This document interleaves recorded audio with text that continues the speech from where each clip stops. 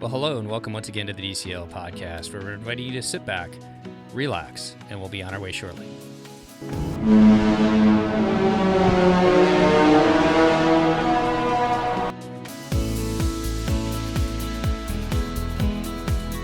Well, welcome back to the DCL podcast, your podcast helping your family cruise a little smarter when the ships are sailing. And we are continuing with our Port Adventure series. We are going to head down towards Mexico this evening, and I'd like to welcome back to the show all the way from Utah. How are you doing tonight, Kobe?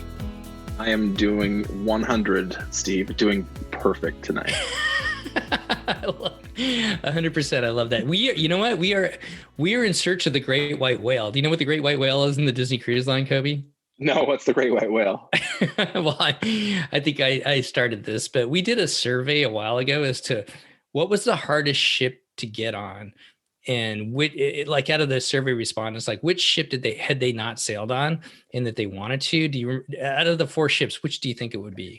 I bet it's the Wonder. Well, yeah, I kind of given away, but would you bet that if you knew what we were talking about tonight? I think I would have. I think I would have said Wonder, but for me, it's still the Fantasy. I haven't been on the Fantasy yet. I think it's amazing. I think it's just because, I mean, let's be honest, like the majority of the people that go on Disney Cruise Line, they're sailing out of Florida. They're going on the Dream. They're going on the Fantasy. You know, you get the Magic down there in Miami, which their sailings tend to be a little bit cheaper. So a lot of people jump on the Magic to go down to the Western Caribbean or whatnot. But the Wonder's kind of elusive. If you're not going to Alaska, if you're not going off the West Coast, if you're not doing the Panama Canal sailing, and I'm kind of drawing a blank. Now she's out of New Orleans and she's been out of Galveston, but there's not too many places unless you've been sailing for a long time that you've been on the Wonder, is there? That's right. Yeah. You know, I'm going to ask, I guess, had you been on the Wonder off the East Coast at all back when you were cruising in your 20s? I have been on the Wonder off the East Coast twice in my 20s, and then once with my family young family in, I guess that was 2009 probably, when she was still over there.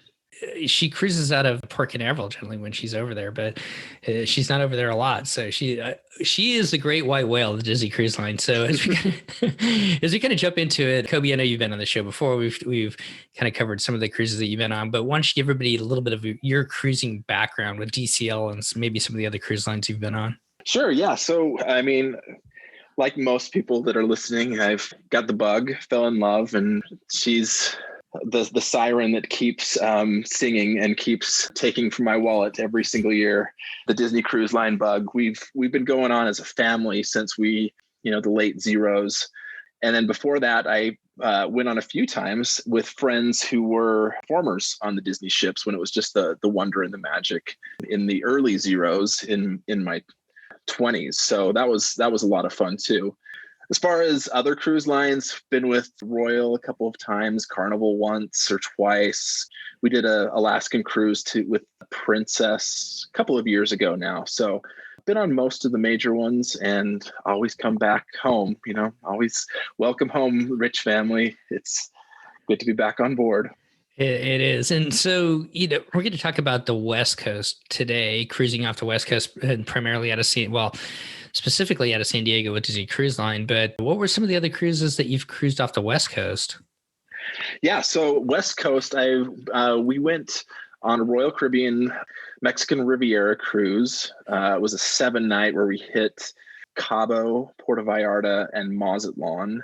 Been on a couple of 3 and 4 nights on the Carnival ships where it was mostly just the Catalina and Ensenada stops.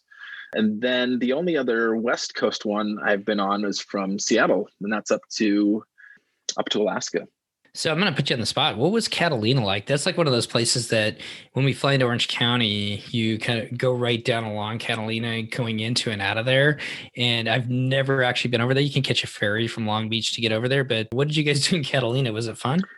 I don't remember a ton about it. This was a long time ago. I was probably 16 or 17, but I just remember biking around the island. We probably got on shore for maybe 3 or 4 hours and just biked around and checked out different shops and eateries and things like that. But it seemed pretty laid back and low key. Yeah, I always think about there's a big casino over there. So I know a lot of people go over there for the casino, which is not in my wheelhouse. But I think it would be kind of interesting to explore the island a little bit. And it's definitely got an interesting history since I'll just throw this out there for people that don't know. If you're from the Chicago area, at one point, the Wrigley family, the Gum family from Wrigley's Gum, actually, they own the Chicago Cubs. And the Chicago Cubs actually played their spring training out there on Catalina Island. And that was a long time ago. That was before you and our time for sure. This was during the cursed Cubs era. The cursed Cubs era. Yeah, exactly. So, well, let's kind of turn our focus into Mexico today, which is generally all of the sailings these days are out of San Diego on the Disney Wonder. They offer, have you ever thought about doing a 2-night cruise? The cruise to nowhere? Yeah. I'd do it in a heartbeat just to get back on board. Yeah, right now I think we all would. But that's like one of those quick ones that like you sail away, you get the whole sea day the next day, and then you come back and that's about it. But they offer 2, 3, 4, 5, and 7 night sailings out of San Diego, and most of them generally. You leave out of San Diego, you're going to hit Ensenada. The most popular one is you leave out of San Diego, you hit Ensenada the first day, then down to Cabo the next day, and then back up to a day at sea, and then back up to San Diego. So let's just start off with Ensenada. Now, you've been to Ensenada before, right? Yeah, I've been to Ensenada on the ship and, driven there a couple times from San Diego as well. Yeah, it's only 65 miles from the border, so it's pretty close. Is that a place? I'm just going to ask you. I don't even know. Is that a place that a lot of people from SoCal or that area of the country drive down to? I think so. I had a lot of friends that lived in the San Diego area, and they had family across the border, so they'd be back and forth all the time.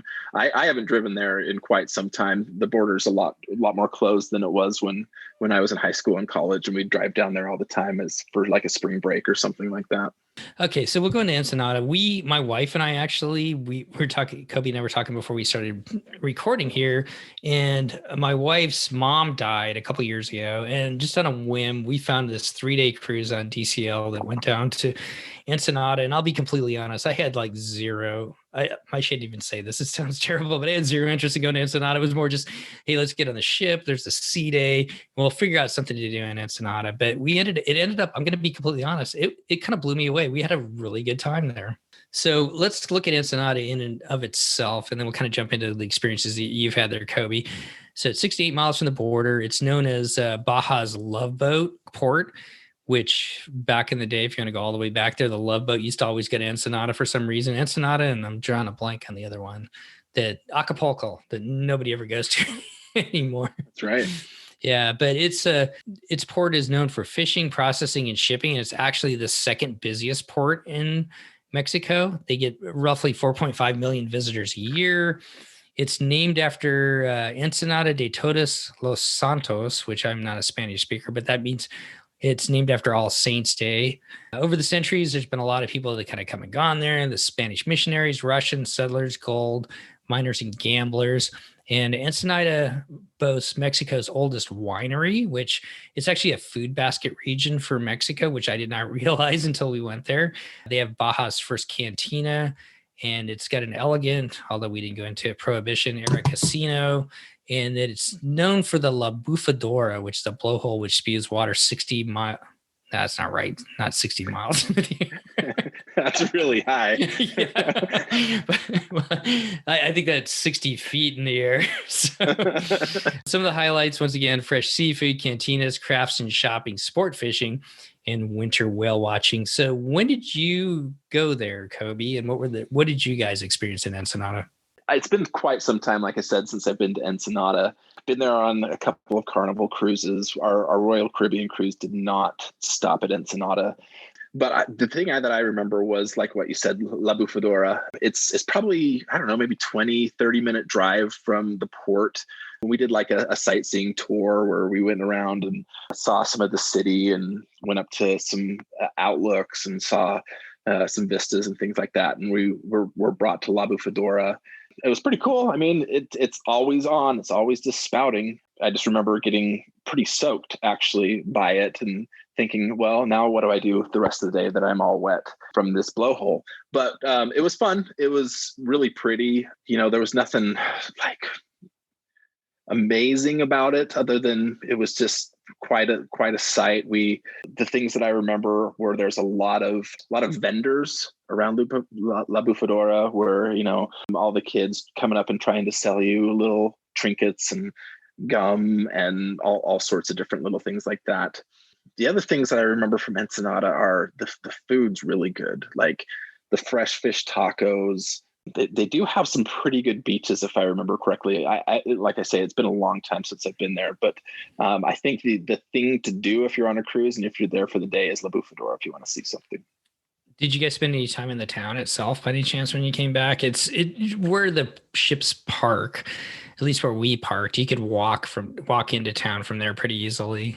Yeah, I remember, just going around and perusing some of the shops and taking a look at the town. I think it's where we got some fish tacos at a cart there. No sicknesses, so that was a plus. I just remember really, really good fresh fish. They're it's kind of the food basket of Mexico. It's like one of their food baskets. So there's actually a lot of greenery that's grown there for Mexico. And then the fresh fish, like, as you said.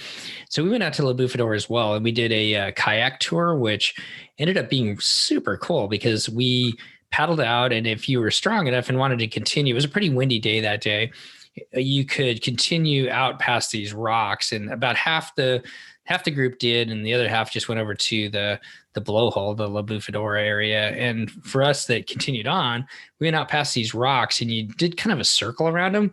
And it's hard to explain this, but it was really like being on a roller coaster on the ocean. I kind of think of like Moana, not Moana, but Stitch with the roller coaster ride song and everything like that. And that's what it was. It was super cool. We went around those rocks about 3 times, and you would come on the inside between the rocks and the land, and just the way the waves and the water motion was moving, you were kind of going up and down and everything, and it pushed you along, and you kind of got flying through there. So that was pretty fun. And then we ended up paddling over to the La Bufadora, like you're talking about. It was just water shooting out. I think now they've got a big viewing area. I'm not sure if that was there. They've got like kind of a building where a lot of people say, I think they kind of get a lot of the hawkers away from you while you're watching it. Gotcha. Yeah, that wasn't there with the last time I was at La Bufadora. Yeah, so they've got that built now. And then the other thing I'll never forget is whenever you hear somebody say this, there was the person that was kind of like leading our tour was like, well, if we have time, we're going to stop at this little Mexican place up above the La Bufadora, and they make the best fish tacos. And of course you hear that, you're kind of like, okay, yeah, right, whatever. I'm telling you, Kobe, man, these fish tacos are amazing. They were made of shark, and I cannot remember the reason why they're made out of shark, but it has to do with like the quality or the freshness of the meat when they cook it, and they were amazing. I would go back there in a heartbeat just for those tacos. Which is kind of crazy. So beyond that, I think they've got horseback riding on the beach. I remember they've got a winery there. You can go visit a winery. They've got shopping if you want to do shopping. But like you said, there's not a ton of diversity there to do. But what we got to do that day was a lot of fun. So yeah, that looks like the most active of the shore excursions there, but yeah, it looks a lot of fun. So let's kind of take a look at kind of the thing that we were trying to do is, if you were on the Wonder today and you're pulling into Ensenada, what do you think you and your family, based on kind of whether your kids are there or not, what would you want to do today? So based on what DCL is offering, did you have a chance to take a look at that? Yeah, I mean, to me, honestly, it comes back to food. Like I'm like you, I'm still craving those fish tacos. I think I might do the Taste of Mexico tour or something like that. But that I might be in the minority with my family on that one. I think if it were all of us, we'd probably want to do the horseback riding, which is a blast. We did something similar like to that when we were in Mazatlan, riding the horses along the beach, and it was really, really fun. I hate to admit this, but I actually picked the same thing out as far as what we would do. So just to kind of not much, just to do something different, a little bit more active. Our kids, they're going to want to get out and see something. So Just to put it in perspective right now, this is 2021. It's like a 3 to 3.5 hour tour. It's $82 for people 10 and up. You get your ride down there. You get a 90-minute horseback ride with just some great views of the mountains and the Gold Coast along there. And you finish up with the back at the ranch where you get some soft drinks. And then you board the coach back to the city. And the one thing I did appreciate is when we came back to the city, I think we got back there at 2. The ship wasn't leaving till like 5 or 6. And they were like, hey, if you want us to drop you off in the city, we can, or the little town, and you want to do some shopping, you can, and then just walk back. And so a lot of people did that. We decided just to go back to the ship, but I think a lot of them will do that for you as well. So, all right, well, let's move on a little bit further down the Baja Peninsula. We'll head down towards Cabo. And you've been to Cabo before. How many times have you been down to Cabo, Kobe? Just once to Cabo, actually. On a cruise, or have you ever flown down there? No, just on a cruise. In fact, I was just looking at pictures the other night. We were on Royal Caribbean, and because we have to tender in Cabo, you have to take the tender boats into the port. And I don't really have any pictures of the Royal Caribbean ship, but I kept taking pictures of the Disney ship right next to us, wishing that I was on that ship. So Disney was in port the same day we were. I love it. So Cabo, just a little bit of a background on there. Cabo is on the southern tip of the Baja Peninsula. Like you said, it's a tender port. So it's kind of an anchor port for most cruises. Most cruises cruising along they call it the Mexican Riviera, which is Mazatlan, Puerto Vallarta, Cabo. I'm not sure if Ensenada is necessarily included in it or not, but it's definitely probably one of the prime spots that everybody stops at, all the cruises stop at. The thing that's kind of interesting is cruise passengers actually make up a small amount of the people that visit there. I can tell you, flying for Alaska, I mean, it's a huge escape for especially SoCal, San Diego, LA residents. It's less than a 2-hour flight from San Diego, just about 2 hours from LA. So it's a great spot for people to go down to. It features the famous Cabo Wabo. I'm guessing you didn't go there. We didn't, no. Which I like, how famous is that anymore? I mean, that's owned by Sammy Hagar. I'm guessing like there's people that listen to this podcast that don't even know who Sammy Hagar is. Do you know who Sammy Hagar is, Kobe? Yes, I do. Okay. Man, that takes me back to the old high school days. You know, this is a total side note. Do you know he made more money off his tequila brand than he ever made in music? Really? Yeah. He sold his tequila brand to, I can't even remember who bought it. It's whatever that giant conglomerate out of Mexico that's bought up just about everybody, but he sold it to them years ago, and he actually made more money off his tequila brand than he ever did off of music. So there you go. That's funny. Yeah, you don't get this kind of information at most podcasts. No. This is where you come for the real stuff. Yeah. So I'm not sure what you guys did, but Cabo has a lot to offer. It's an ideal spot there's a lot of clear water down there. So it's great for snorkeling, kayaking, paddleboarding, parasailing, jet skiing. There's whale watching in the winter, which the winter's not going to be there then. But if you happen to be down there in the winter, they have a lot of good whale watching up on the Baja, and has some of the best sport fishing in the world. And I guess, like you said, the only downside is there's no pier, so you're going to have to tender. So you kind of have to factor that into what you do during the day. Yeah, for sure. It's an extra half an hour, depending on the weight for the tender boats each way. So you went down there, I apologize, on Royal or Carnival? Royal. So what did you guys do when you were down there that day? So we didn't really have any plans when we first stepped off the ship, but we walked around town for a little while and then realized that there were water taxis to basically take us wherever we wanted to go. So we chartered a water taxi. I was with my brothers and their spouses and my mom and dad, and chartered a water taxi that was kind of a glass bottom boat. Took us out for like a scenic ride and then over to Land's End, where he dropped us off for probably a couple of hours. There's a beach there called Lovers Beach that we spent most of the day at. The funny thing is Lovers Beach is great. It's beautiful. It's calm. It's serene. It's right by Land's End where that arch comes down into the water, and it's really nice. But if you walk, a couple hundred yards over to the Pacific Ocean, which is, it's separated from the cove to the Pacific Ocean, there's what they call Divorce Beach. So there's Lovers Beach. and Divorce Beach.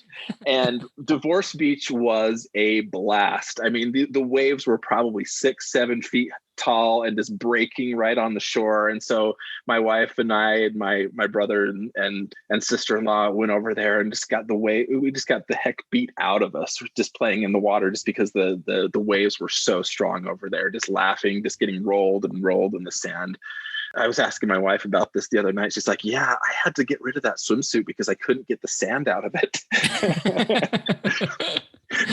I love it. It was just really fun. And then the water taxi picked us up and took us around Land's End, where that kind of keyhole area is, where you can see through the rock, and just took a little bit of tour there. And it was, I don't know, it was probably like $15-$20 a person for that. We were out there for like 3 or 4 hours. It was a great deal. Did you book that through the cruise line, or did you guys do that once you got there? No, we just did that once we got there. Like I said, we had no plans, and we just found a captain, and he's like, yeah, I'll take you and I'll pick you up. So I'm going to go back. I'm going to pedal back a little bit. But when you guys are in port, Kobe, do you guys normally find yourself booking something through the cruise line, or do you do enough research on your own to kind of try and figure out what you want to do once you get there? Yeah, I have booked through the cruise lines before, to get that peace of mind. I just love the research and finding something and finding a deal. So I typically will go out of the cruise line and find the same excursion or something similar to what they're offering at a fraction of the price. And I kind of think, like, with your family, you get a pretty, you don't have the typical like 2 adults and 2 kids family. So, I mean, that really starts to add up as far as if you're booking stuff with the cruise line itself. Yeah, for sure. Especially, since most of the kids are older than 9 now. And so paying the adult prices for every one of them with 4 kids, it really starts to add up fast. Did you guys get to stop and get pictures in front of the arch and everything then too? We did. Yeah. On the boat. It was really cool. We got some great pictures on that arch there. My wife went down there with friends, not on a cruise, but just with the airline. She's a flight attendant, and they went down there before I met her, and she's got some great pictures of them, like on some kind of banana boat getting pulled along in front of the arch. And so it's kind of an iconic place there in Cabo for sure. I've got some great shots of the Disney ship behind the rocks of the arch and stuff like that. Like I said, I didn't really care about the Royal Caribbean ship. Just wanted to get pictures of the Disney ship.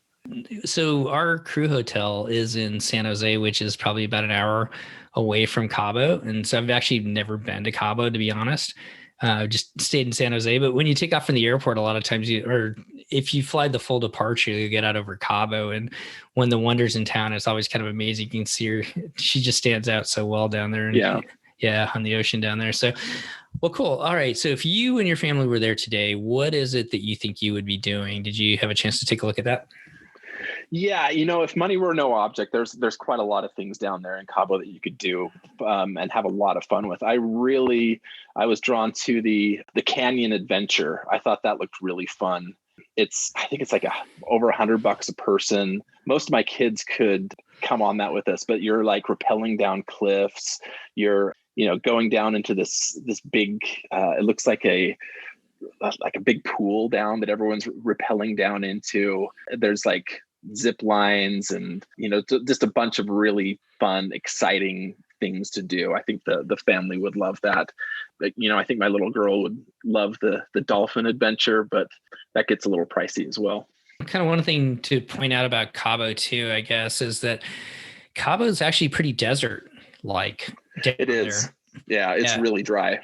Yeah, most of the Baja Peninsula is pretty desert, and it's not until we get to our next port, Puerto Vallarta, where you're really going to see it becoming more tropical. So that my youngest son, we were supposed to go to Cabo in April on a cruise on one of the 4 days. And he wanted to do that canyon adventure because there's like some kind of upside down zip line adventure. Yeah. Yeah. So I guess you could hang upside down and do the zip line, which sounds like a blast. Yeah. He was like all over that. And he was like, of course I picked something else. And he was like, no, I want to do the upside down zip line adventure. So I think that would be perfect too. So, well, I'll throw out there what we had planned. We were going to do the sail in style on a luxury catamaran, and not so much that it was a luxury catamaran, but you would take off from the dock, you meet your captain, You get to go by the famous arch, Lover's Beach. They don't talk about Divorce Beach, but it sounds like it's the funner of the two beaches, huh? It is. It's much more fun. Yeah, so there we go. You get to see some sea lions down there, some dolphins. There are a lot of dolphins. Actually, what's really cool about Cabo, there's a lot of marine life down around that area. And so you get some hors d'oeuvres, beverages. You stop, you snorkel for about 2 hours, kind of just hang out on the boat itself, and then come back in time to get back on the ship and sail away. So from there, let's head on down to Puerto Vallarta. We're going to skip Mazatlan this time because I don't think. So you've been to Mazatlan before, right? Yeah. What did you think of Mazatlan? I booked an excursion. I was a little worried about Mazatlan. It has a bad reputation. It's been fairly dangerous over the years, but I absolutely thought it was great. The port itself isn't necessarily close to any like city, and so you feel like you're kind of in a bus terminal almost.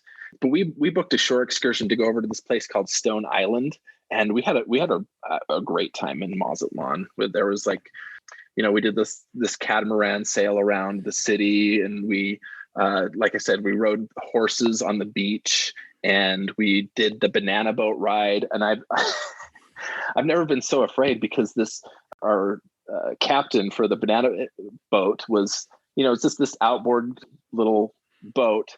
And he did not look back once. He just floored it and did not look back once. I was like, what if we fell off? How would he know if we fell off? We were in the middle of the ocean. He just kept going.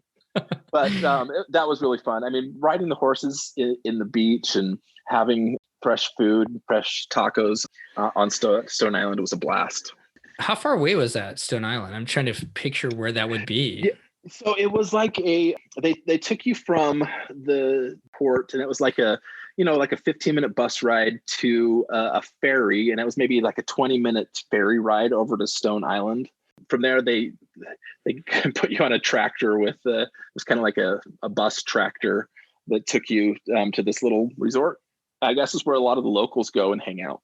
I kind of get a kick out of Mazatlan. I haven't been down there recently, but I think Mazatlan was super popular, and maybe I'm going to date myself here a little bit, but like maybe the 70s and 80s. Mm-hmm. And when we fly flights down into Mazatlan, it's generally locals and people that are like in their 60s, 70s or so going back there. There's not a lot of young people. And I think it's like one of those ports that like was super popular back then. And the people that fell in love with it are still going back. But they just stayed there. Yeah, it's definitely not the young crowd that's going down to Cabo and down to Puerto Vallarta as well. So good. I'm glad you guys had a good time there. I think it, unfortunately, it's kind of one of those overlooked ports from Disney's perspective. I think they do stop there every now and then, but generally that's going to be on a 7-day where they may pull into Mazatlan for the day. And they really, you're lucky. I think they have maybe one of those a year when they sail 7 days. Most of them are going to be the 4 days where you hit Ensenada and Cabo, and maybe a 5-day where you get down to PV as well. So let's head on down to Puerto Vallarta. So have you only been there on cruises, or have you flown down there? We've flown down there as well. I guess it's been about 3 years since we've been down there last. Okay. And what did you get, just out of curiosity, what made you fly down to Puerto Vallarta versus taking a cruise?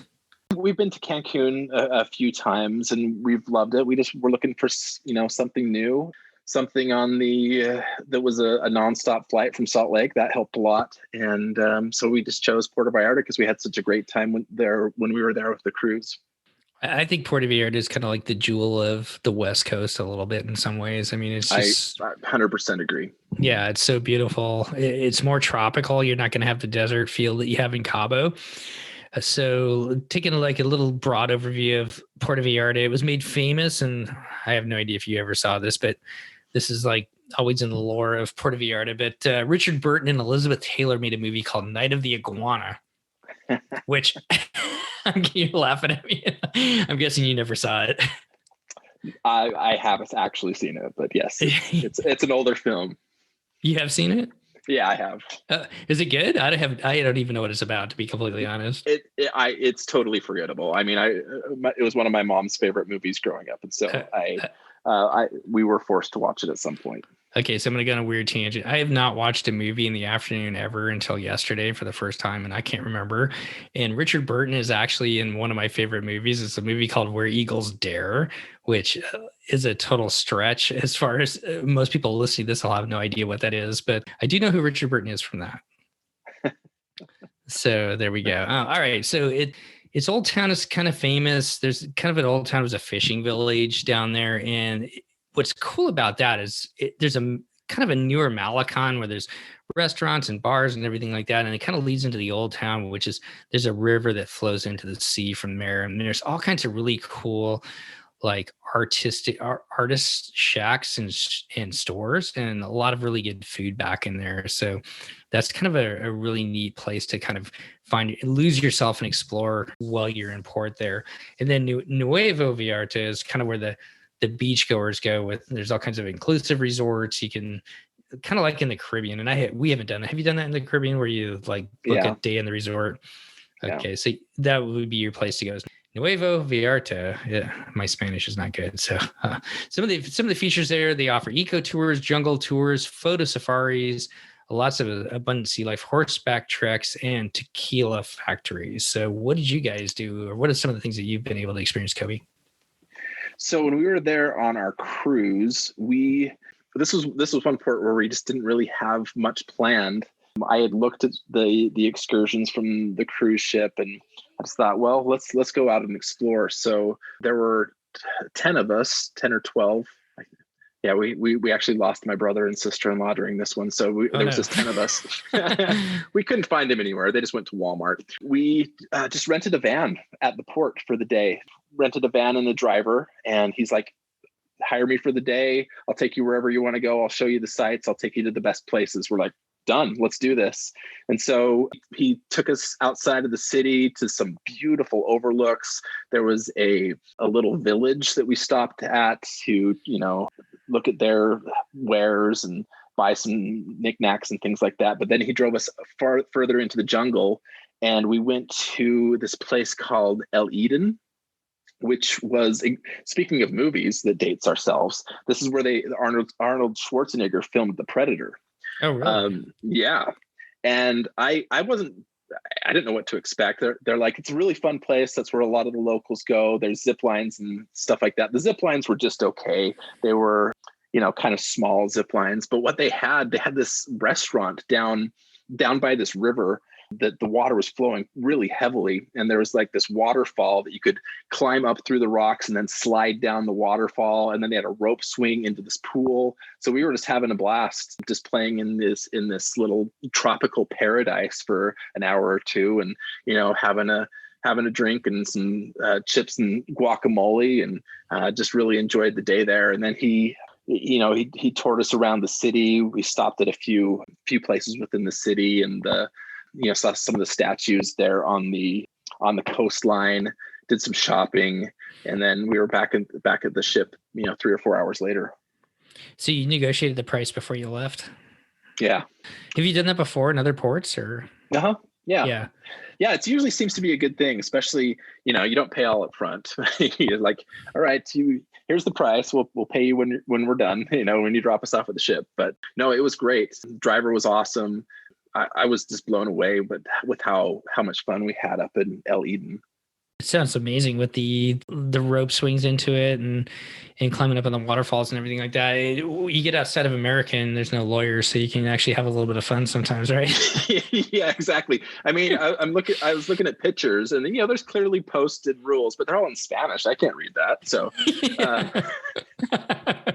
I think that's like kind of an overlooked thing to do. A lot of times you want, as planners, I mean, as cruisers or Disney fans or whatever else, you kind of become a planner naturally. And so you want to plan all this stuff out. But I think some of the funnest times that we've had I remember going to Athens, and we did the same thing that you did, where we just pulled in and we found a taxi driver, and he took us to just some amazing spots around the city that we would have never thought to have gone to. Some of them that we had wanted to go see. So we did those as well. But I think that's a great way to see some place that you haven't been to before. And a lot of the times, I mean, I really believe this in my heart. I think the locals really want to show their place off. And so for sure, yeah, they love telling the history of their town and their city.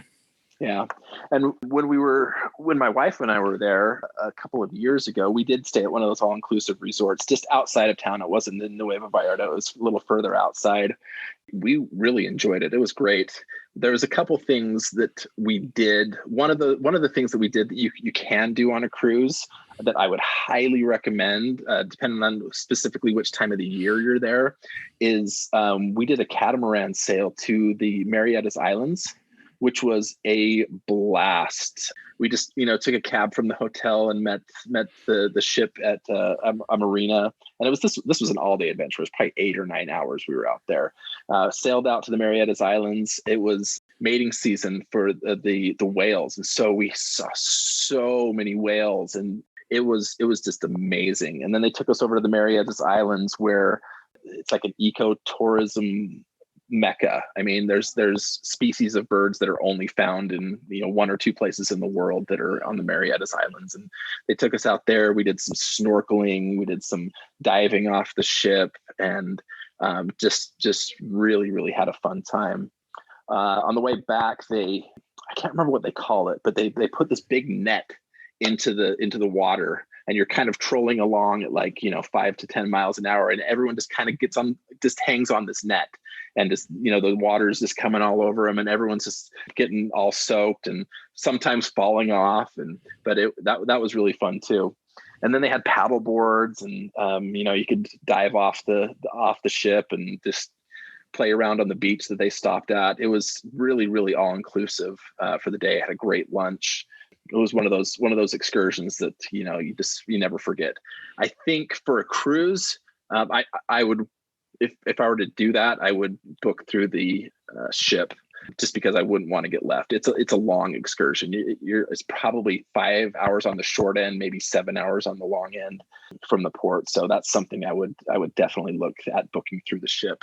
Yeah, I was looking at it. They do offer that, or an excursion out to the Marianas Islands. So that's definitely an opportunity there. So yeah. The other thing we did, and this probably wouldn't work if you're on a cruise vacation, is there's a little town outside of Puerto Vallarta called Sayulita, and it's like this little surfing village, and it's look at that.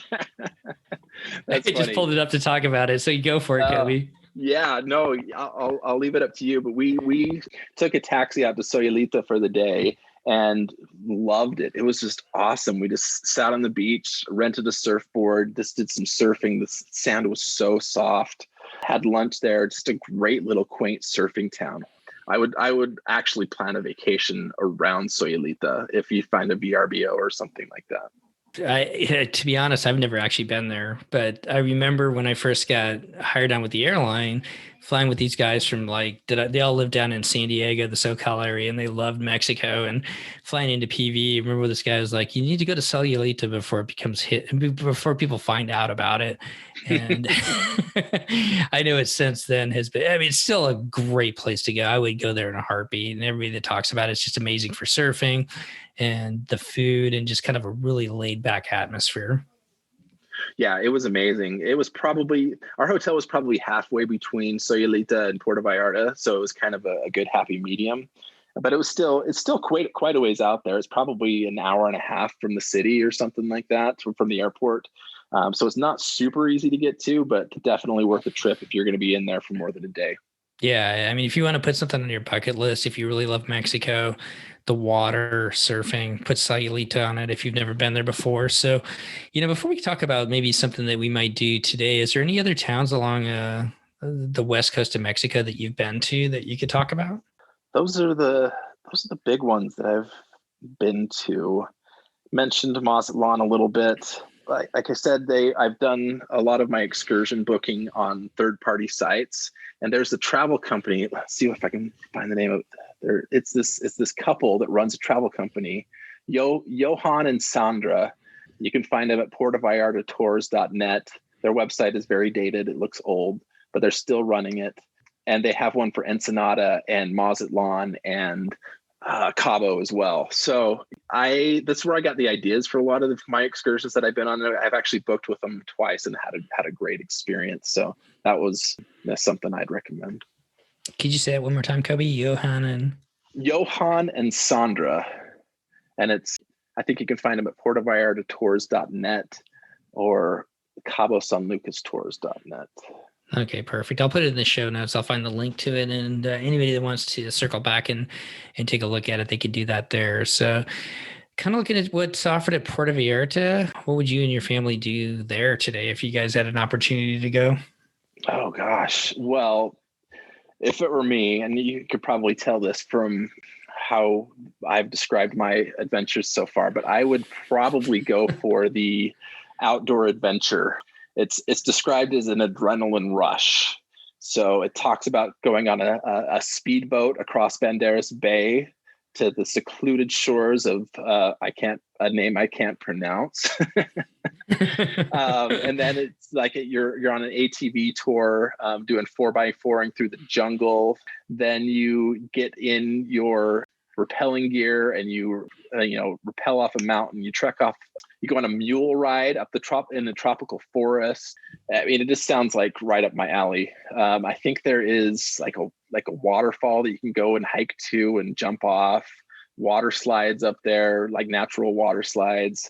I think that would be right up my alley. My wife would hate it, but the kids and I would have a blast. I kind of get the sense of most of Mexico that if you're a family that really likes adventure, pretty much all of these ports have pretty interesting things that you can get off the beaten path and go and do. Yeah.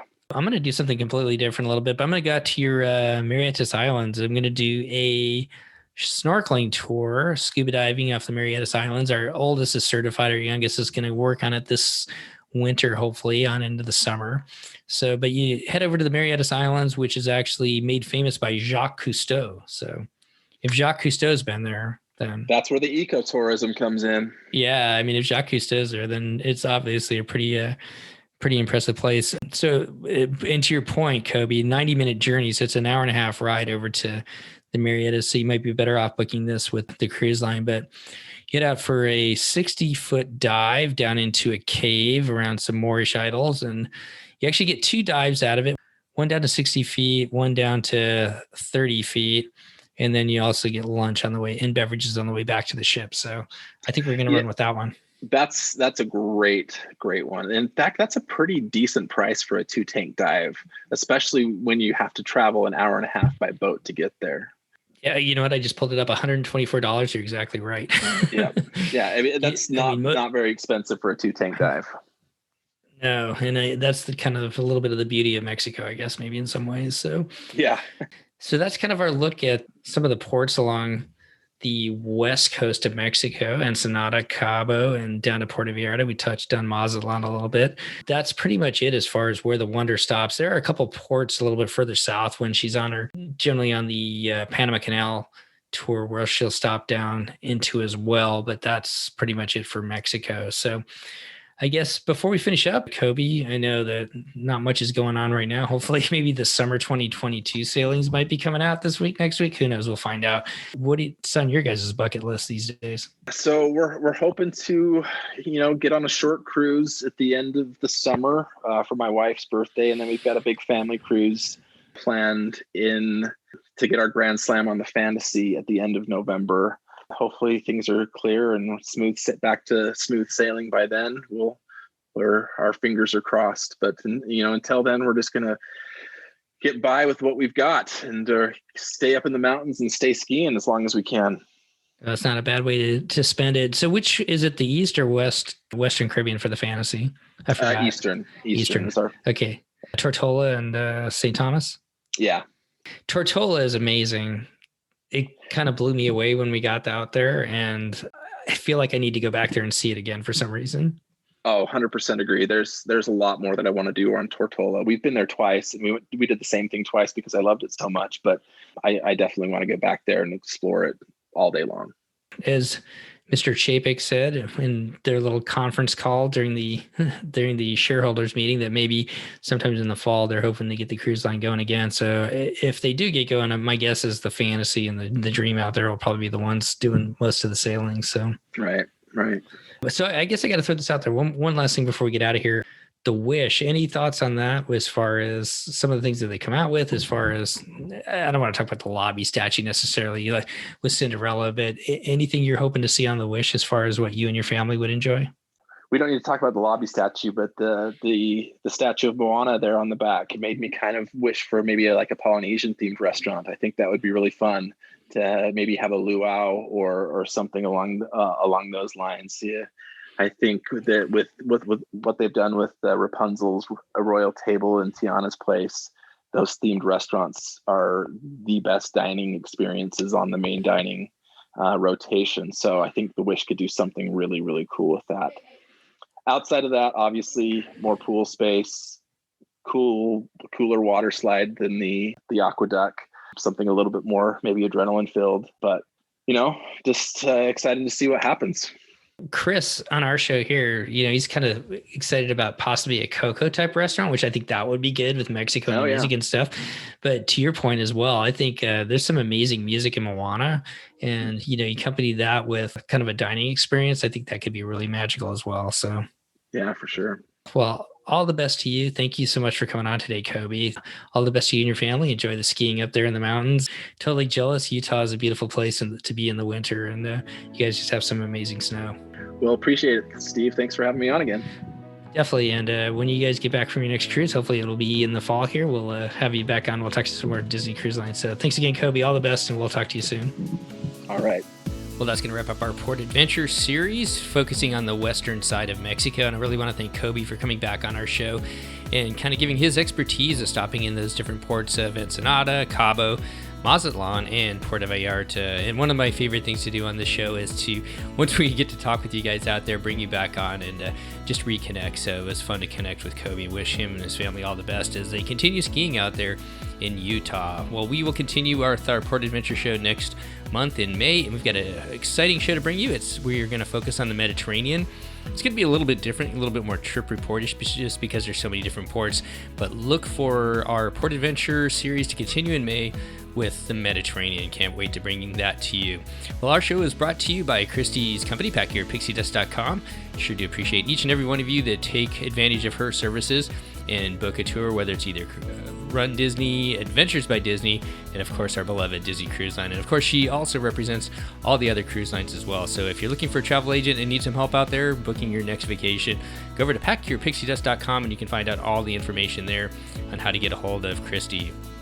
Also, if you'd like to support our show, you can do so through our Patreon program. You can go over to patreon.com/DCL podcast and find out all the information there. And I want to thank each and every one of the people that have signed on to follow us on Facebook, Twitter, and also Instagram lately. That really has helped us bring the numbers up. We are kind of, moving forward, trying to build our audience as much as we can, and each one of you that connects with us either through any of those channels, that really helps bring our numbers up and kind of gives us more visibility in the cruising and the Disney community. So thank each and every one of you for doing that. And also thanks to everybody who has gone out and given us an iTunes review as well. Thank you, thank you, thank you. Well, between now and our next show, if you're heading out on your next vacation, staycation, or just trying to get through the end of the school year here, on behalf of myself, Steve, Christy, and Chris, all of us here at the DCL Podcast, we want to wish you and your families just be well, take care of each other, and we'll see you next time on the DCL Podcast. The DCL Podcast is not affiliated with the Disney Cruise Line, Walt Disney Company, Adventures by Disney, or Run Disney. All of the opinions expressed on our shows are those of the hosts and the guests who appear on the show. If you have any questions about any of these products, please contact the Walt Disney Company.